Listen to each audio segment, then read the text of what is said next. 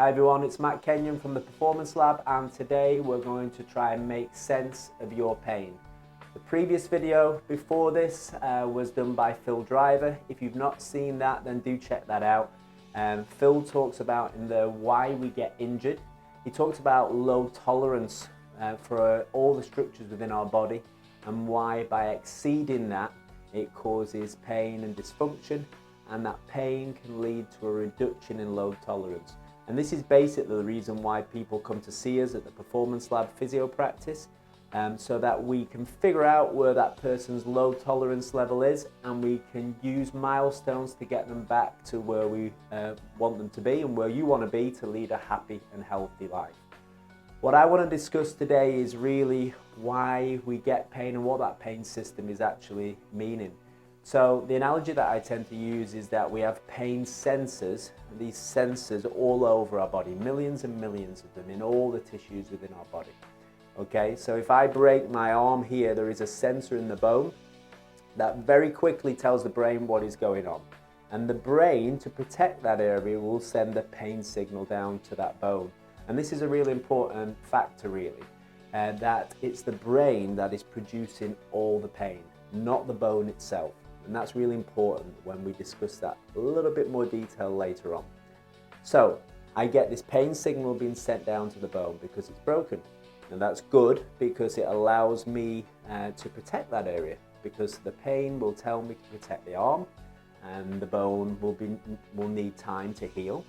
Once that bone is healed, then the sensor should start to send less signals to the brain, and the brain then sends less pain. That allows me to start to use the arm again, and once it's healed, then everything returns to normal. In a perfect world, that's what should happen. But we don't live in a perfect world. And these sensors sometimes get a bit sneaky, and they start sending back messages that there is a threat in that area or danger, even when there isn't, okay? And I sometimes use the analogy of this. These sensors are a little bit like smoke alarms. Sometimes you have a smoke alarm that is really accurate, and when smoke goes off, it fires and warns everyone, and that's really good because it's there to protect you. But other times, you just walk past the smoke alarm and this smoke alarm sets off and the alarm goes. And this is a little bit like all these sensors around our body.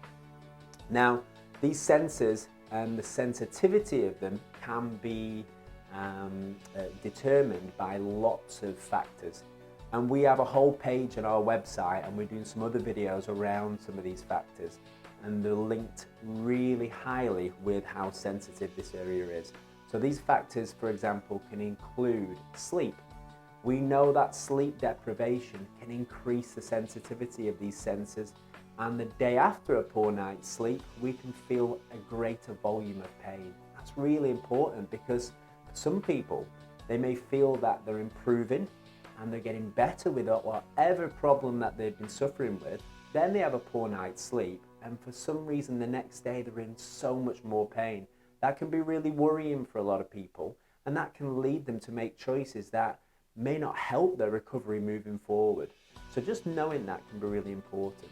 Other factors such as stress. Stress does a similar thing, okay?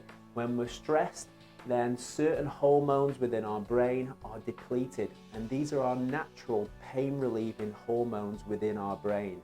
So you can imagine if these are depleted, then this nervous system and this sensory system will be hypercharged and hypersensitive. So again, after a period of stress, not always at the time of stress, but maybe a few days later, our pain problem can then increase again. Multiple factors. So all these we're going to discuss in some other videos and on our website, but it's really the main factor that's important for you guys is to know that pain doesn't always follow that perfect picture. And there's sometimes very confusing factors that must not make sense to you. And it's our job to try and make sense of the problem that you're going through so that you can lead that happy and healthy life. So that's a basic overview on the pain system. I hope it made a little bit of sense. We will have some further videos and further links to some of the world experts around this area, and look at all the other factors that can contribute. So click on some of the other videos, and I hope that helped you today, and thanks for listening.